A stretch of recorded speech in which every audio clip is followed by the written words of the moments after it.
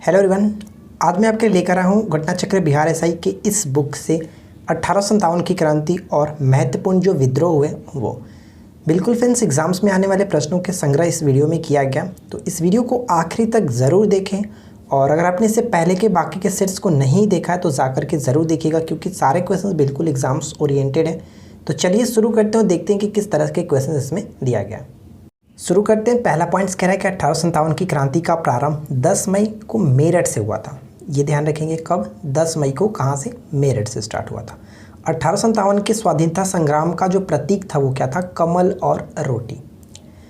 बरेली में रुहेलखंड के भूतपूर्व शासक के उत्तराधिकारी खान बहादुर ने 1857 के विद्रोह की रहनुमाई की थी। रानी लक्ष्मीबाई का मूल नाम क्या था? मणिकर्णिका, जिनका जन्म 19 नवंबर 1835 को हुआ था। ध्यान में रखेंगे, वाराणसी में। चलिए आगे की तरफ बढ़ते हुए नेक्स्ट पॉइंट देख लीजिए। क्या कह रहा है कि 14 वर्ष की उम्र में उनका विवाह, लक्ष्मीबाई का जो विवाह था झांसी के जो महाराज थे गंगाधर राव के साथ हुआ था। अब यहाँ पे जो इंपॉर्टेंट पॉइंट है वो ध्यान रखना है कि लखनऊ, ठीक है, यानी जिसको अवध भी जानते थे, लखनऊ में विद्रोह जब हुआ था उसका नेतृत्व करता कौन थे? तो बेगम हजरत महल। ये क्वेश्चन बहुत बार एग्जाम्स में रिपीट होते रहता है, ध्यान रखिएगा। नेक्स्ट क्वेश्चन देख लीजिए क्या कह रहा है।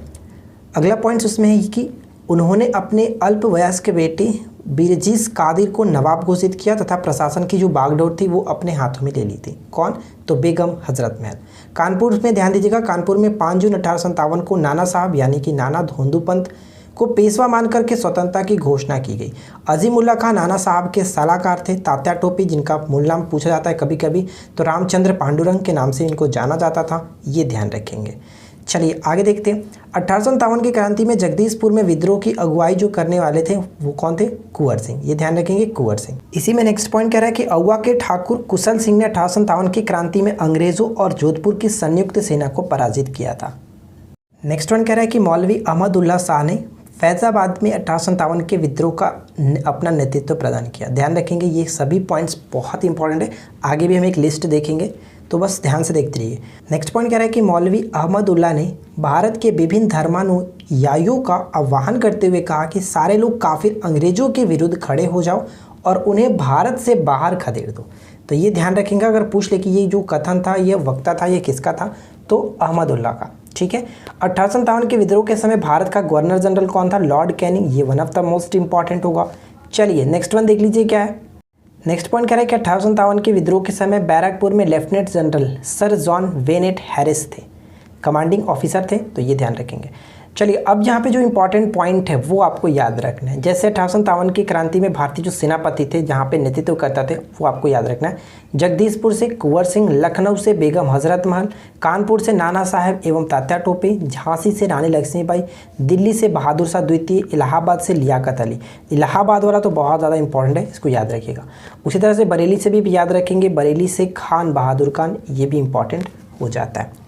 चलिए अब यहाँ पे एक और पॉइंट्स दिया गया है कि सर जेम्स आउट्रम और डब्ल्यू टेलर ने 1857 के विद्रोह को हिंदू मुस्लिम षड्यंत्र का परिणाम बताया था। तो ये ध्यान रखिए, अगर पूछ ले कि हिंदू मुस्लिम षड्यंत्र का परिणाम 1857 के विद्रोह को किसने बताया, तो जेम्स आउट्रम और डब्ल्यू टेलर। ठीक है। वी.डी. सावरकर की एक पुस्तक थी और पुस्तक का नाम क्या था? The Indian war of independence 1857। इस विद्रोह को सुनियोजित स्वतंत्रता संग्राम की संज्ञा इन्होंने दिया था। क्लियर। अगला क्वेश्चन नेक्स्ट वन कह रहा है कि 1857 के भारतीय स्वाधीनता आंदोलन के सरकारी जो इतिहासकार थे वो कौन थे? एस.एन. सेन यानी कि सुरेंद्र नाथ सेन, जिनकी पुस्तक 1857 यानी कि 1857 जो पुस्तक है वो 1957 में प्रकाशित हुई थी। 1957 में ये प्रकाशित हुई थी। तो ये चीज़ आप ध्यान में रखिएगा फ्रेंड्स कि 1857 पुस्तक किसकी है? तो एस.एन. सेन की है। नेक्स्ट पॉइंट क्या है कि सर सैयद अहमद खां द्वारा लिखित पुस्तक असबाब ए बगावत ए हिंद 1859 में प्रकाशित हुई थी, जिसमें 1857 के विद्रोह के कारणों की चर्चा की गई है। तो ये शायद आपने पहली बार सुन रहा होगा, लेकिन ये आपको ध्यान में रखना, ये इंपॉर्टेंट हो जाता है। ठीक है। 1857 के विद्रोह का सबसे महत्वपूर्ण परिणाम क्या था? महारानी विक्टोरिया की उद्घोषणा। और इस उद्घोषणा को किसने पढ़ करके सुना था? ये क्वेश्चन अक्सर पूछा जाता है। तो इस उद्घोषणा को 1 नवंबर 1858 को इलाहाबाद में हुए दरबार में लॉर्ड कैनिंग ने पढ़ करके सुनाया था, उद्घोषित किया था। ठीक है। नेक्स्ट वन है कि इसमें भारत के कंपनी के शासन को समाप्त कर भारत का शासन सीधे क्राउन के अधीन कर दिया गया था। ये सबसे महत्वपूर्ण घटना थी। अब यहाँ पे देखिए और भी कुछ महत्वपूर्ण जो घटनाएं हुई थी, महत्वपूर्ण जो विद्रोह हुए थे वो आपको याद रखना है, क्योंकि डायरेक्ट क्वेश्चंस एग्जाम्स में टच होते हैं। 1857 के विद्रोह के ठीक बाद बंगाल में नील विद्रोह हुआ था, बंगाल में नील विद्रोह हुआ था। ठीक है, सन्यासी विद्रोह बहुत ज़्यादा इंपॉर्टेंट है, तो इसको याद रखिएगा। सन्यासी विद्रोह 1773 से 1800, संथाल विद्रोह 1855 से 56, पौना उपद्रव 1873 से 76।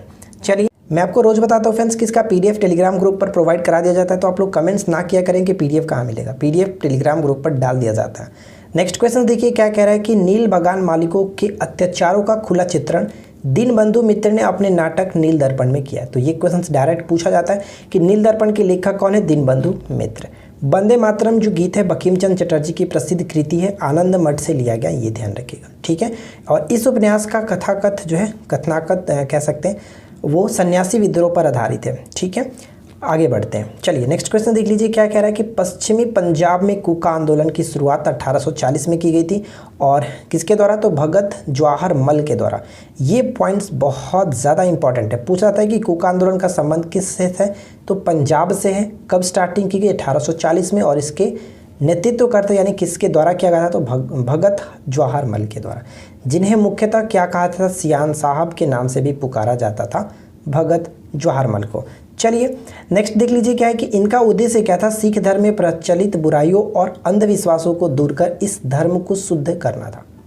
पागलपंथ एक अर्धधार्मिक संप्रदाय था जिसे उत्तरी बंगाल के करम शाह ने चलाया था। ठीक है, फराजी लोग, ध्यान दीजिएगा, फराजी लोग बंगाल के फरीदपुर के हाजी सिरायतुल्ला द्वारा चलाए गए संप्रदाय के अनुयायी थे। ठीक है ना। देखिए नेक्स्ट वन कह रहा है कि खोंद जनजाति, ध्यान दीजिएगा, खोंद जनजाति का संबंध तमिलनाडु से। खोंद जनजाति के लोग तमिलनाडु से लेकर के बंगाल और मध्य भारत तक फैले विस्तृत पहाड़ी क्षेत्रों में रहते थे और पहाड़ी क्षेत्रों में होने के कारण ये वस्तुतः स्वतंत्र थे। उन्होंने 1837 ईस्वी से 1856 तक अंग्रेजों के विरुद्ध विद्रोह किया था। छोटा नागपुर क्षेत्र में कोल विद्रोह का नेतृत्व 1831-32 में बुद्धू या फिर बुद्धू भगत ने किया था। ये भी आप याद रखेंगे, कोल विद्रोह पूछ ले तो छोटा नागपुर के क्षेत्र में हुआ था। नेक्स्ट वन देखिए, 1855 में संथालों ने भागलपुर क्षेत्र के भगनेडी तालुके के विद्रोह कर दिया था, भगनेडी तालुके में जो कि विद्रोह किया था। तो 1855 में संथाल विद्रोह, ये पूछा जाता है कि कब हुआ था, 1855 में हुआ था। रंपा विद्रोह आंध्र प्रदेश से संबंधित है, ये ध्यान रखेंगे। आदिवासियों को यह विद्रोह जो कि साहूकारों के शोषण और वन कानूनों के विरुद्ध था। ठीक है, यानी कि जो ये आप रंपा विद्रोह देख रहे हैं, ये आदिवासियों का यह विद्रोह जो था साहूकारों के शोषण और वन कानून के विद्रोह में चलाया गया था। नेक्स्ट पॉइंट क्या कह रहा है कि मुंडा आदिवासियों का विद्रोह, ध्यान दीजिएगा, मुंडा आदिवासियों का विद्रोह 1899 से 90 के बीच हुआ था और इसके नेतृत्व कौन था, बिरसा मुंडा। ये भी अक्सर पूछा जाता है। और यहाँ पे किया गया कि 1895 में बिरसा ने अपने आप को भगवान का दूत घोषित किया था। एक पॉइंट्स जो कि बहुत बार पूछा जाता है कि उलगुलान विद्रोह, ठीक है, उलगुलान विद्रोह किससे संबंधित था, तो ये मुंडा विद्रोह यानी कि बिरसा मुंडा से ही संबंधित था। ये आप इसको पढ़ करके अच्छे से ध्यान से रखिएगा।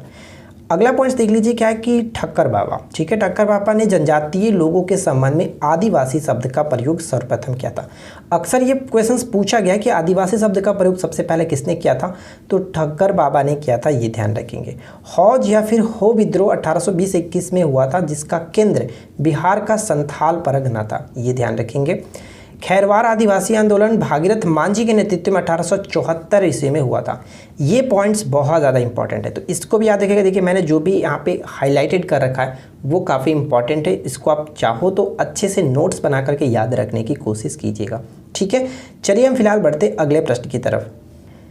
नेक्स्ट पॉइंट क्या कह रहा है कि मोपला विद्रोह, मैंने आपको कई बार बता चुका हूँ कि मोपला विद्रोह केरल से संबंधित है, मालाबार क्षेत्र में हुआ था और 1921 में हुआ था। ये बहुत ज़्यादा इंपॉर्टेंट है, कई बार तो रिपीट भी हुआ है। अहोम विद्रोह 1828 में प्रारंभ हुआ था जिसके नेता कौन थे, गोमधर कुंवर थे। ताना भगत आंदोलन का प्रारंभ उराव आदिवासियों के मध्य जो कि 1914 में छोटा नागपुर में हुआ था, तो ये आपको याद रखना। और इसके नेतृत्वकर्ता भी याद रखेंगे जैसे जतरा भगत, बलराम भगत और देवमीनिया भगत आदि थे। कुकी आंदोलन कब हुआ था, देखिए कुकी आंदोलन 1917 से 19 तक चला था मणिपुर। कुकी जो था मणिपुर, जबकि कुका आंदोलन पंजाब में। तो ध्यान दीजिएगा, जो अगर कुकी जैसे कि फीमेल लग रहा है, कुकी फीमेल तो मणिपुर, और कुका जो है मेल लग रहा है तो ये आपका पंजाब में। तो ये दोनों पॉइंट्स कन्फ्यूजन कर सकता है, इसको याद रखेंगे। और पौना विद्रोह की बात करें तो पौना विद्रोह बंगाल में हुआ था। एक्चुअली हमेशा मैच करने के लिए आता है, जब भी मैच करना होता है सुमिलित करने के फॉर्म में, उसी तरह से आता है। पौना विद्रोह बंगाल में मैच करना है। नेक्स्ट वन देखिए कि महात्मा गांधी और उनकी विचारधारा से प्रभावित होने वाले पहले जनजाति जो नेता थे जगोनाग, जंदोनाग, ठीक है, जदोनाग जो थे, और जदोनाग यहाँ पे कह सकते हैं कि मणिपुर के नागा जनजाति के अग्रणी स्वतंत्रता सेनानी थे। ये भी आपको याद रखना है, अगर पूछ ले कि जदोनाग का संबंध किस जनजाति से था तो मणिपुर के नागा जनजाति से था, ठीक है ना। चलिए, तो फ्रेंड्स उम्मीद करता हूँ कि आप लोगों को ये छोटा सा वीडियो पसंद आया होगा, क्योंकि आज के इस वीडियो में मैंने एक ही टॉपिक को कवर किया था। कुछ लोग कमेंट्स कर रहे थे कि रेगुलर एक ही टॉपिक को कंप्लीट कीजिए, तो चलिए देखते हैं कि आप लोगों को आज का ये एक टॉपिक कैसा लगा। जो भी आपकी राय हो नीचे कमेंट्स करके बताइएगा वीडियो कैसी लगी, और वीडियो अच्छी लगी हो तो लाइक कर दीजिएगा, अपने दोस्तों के साथ शेयर कर दीजिएगा। नेक्स्ट टॉपिक आपके अकॉर्डिंग क्या होना चाहिए वो भी कमेंट्स करके ज़रूर बताएं। तो हम मिलते हैं किसी और वीडियो में नेक्स्ट टॉपिक के साथ। Thanks for watching, keep learning, have a good day.